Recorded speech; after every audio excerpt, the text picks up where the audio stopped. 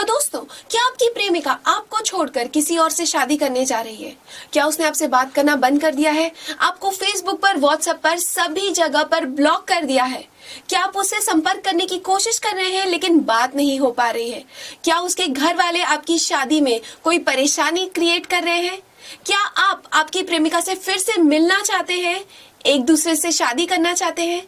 तो आपको सिर्फ इतना करना है, नीचे दिए गए नंबर पर हमसे संपर्क करना है।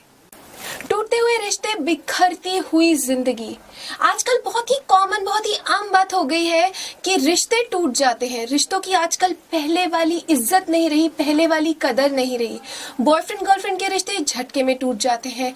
माँ बाप और बच्चों के रिश्ते तब टूट जाते हैं जब माँ बाप बच्चों के सपनों के बीच में आ जाते हैं या उनकी एक्सपेक्टेशंस पूरी नहीं होती। भाई बहनों के रिश्ते तब टूट जाते हैं जब प्रॉपर्टी के मैटर्स बीच में आ जाते हैं।